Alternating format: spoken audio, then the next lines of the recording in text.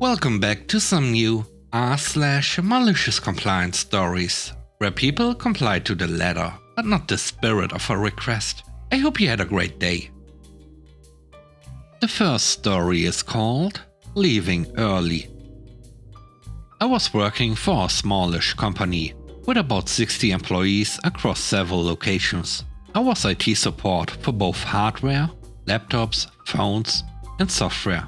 When I was hired, just under 9 years ago, it was verbally agreed that instead of clocking any callouts as overtime, I would just take the time in lieu. Callouts were always minimal, and there were never any issues with me taking the time here and there to make up for it. Any calls in the middle of the night were quickly resolved, and I had no problem getting back to sleep. Appointments in the middle of the day were fine, because of the additional hours from whenever. This worked well for almost my entire time there. I also always started early, just depending on when I left the house, got into the office, got my coffee. This could have been anywhere between 5 and 30 minutes, because I would leave the house earlier, so as not to wake the family if school was off that day. I didn't care at that point.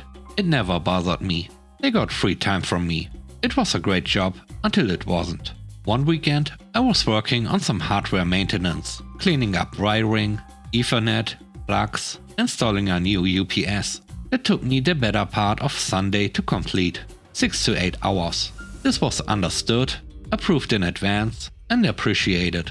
The following week, I decided to start burning those extra hours up. I still came in early, as I had done for years, but started leaving an hour early from my regular end time every day, if nothing was going on. If something needed to be done, I got it done. I was reachable via email until early evening, and phone pretty much 24/7. This particular week was slow, so I had nothing going on. I left an hour early for the first 4 days. On Friday, my boss comes to me and gently says, "People notice that you've been leaving early this week. I'd like you to make sure you stay in your office until the scheduled end of day, in case someone needs you." I explained to him that I was burning up blue days, and he just reiterated that it looks bad to others. Seriously? You can tell the others that I work my 40 hours a week, just not at the same time as them? Fine. Cue the malicious compliance. I immediately submitted 4 hours of overtime for the hours that I didn't take in lieu. I still showed up at the office at whatever time I got there, but didn't start any work until 8 AM. If asked, I would say, sure, 8 AM start time. If I got called outside of office hours, depending on how long I spent on the issue, I logged it as overtime. A user calls me at 7 PM to ask a question, I answer him in 30 seconds. 1 hour overtime. When my boss started to ask, "How come you're submitting all of this overtime?" I responded with a simple, "Some people don't understand or like me taking lieu time, so I need to claim it as overtime, since I am at my desk from 8 to 4. Because I wasn't available at his back-end call, it ended up costing them more money. 95% of my job could be done from home, because of full remote access. But that stupid old-school mentality means that people in the office need to see you at your desk all day long." I left the company very shortly after that for a much better paying job with full work from home.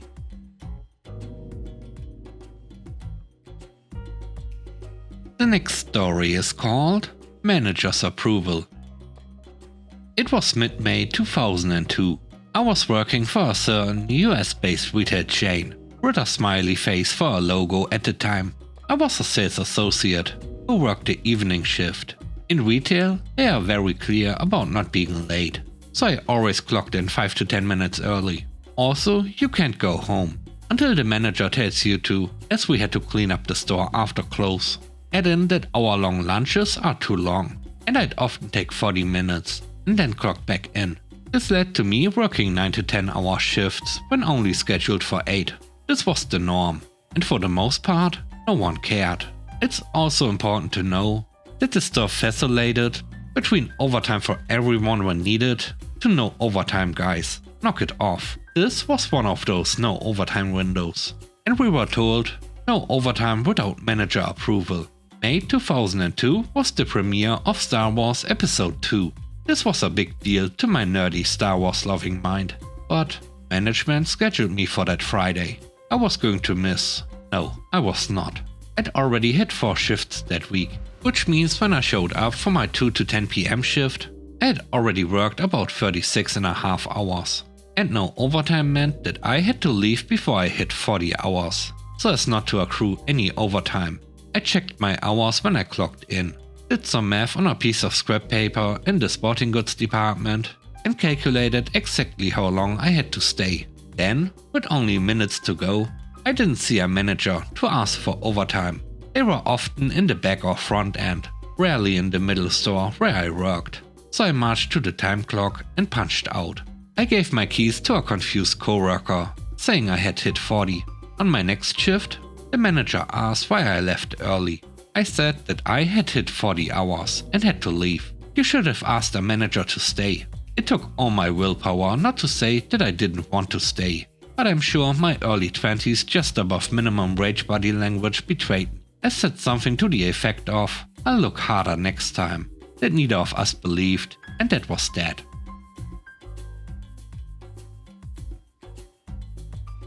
The last story is called "Did What I Was Told." I worked at a pipeline company that supported hundreds of clients. Part of the mission was gathering information from internal sources and create client-specific reports, which were required to be available at the start of the business day by rep. Once, when the site's team lead was on vacation, the offsite manager asked me to provide a design change, which included providing downloadable PDF reports, as well as several other changes. Up to this point, this company had not been utilizing my software engineering skills. I was just maintaining the existing software product as a programmer. I was excited to show them what I was truly capable of producing. I put in over 60 hours that week, researching the requirements, the customer usage patterns, hardware resources required, development plan, including staged implementation. All that's needed for creating a great design document. And it was a great design document.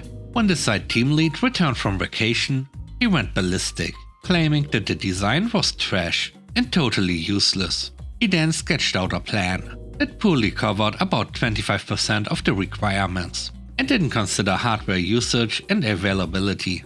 My current guess is that he felt threatened by my abilities. I was told to implement the team lead's plan as he documented it, so I did what I was told. My research indicated that less than 5% of the clients bothered to review the daily reports, unless they were tracking down a specific problem. The time to create each report was 10 to 20 seconds. So part of my plan was to create the customer's PDF report files as requested during the business day, when the computer workload was light.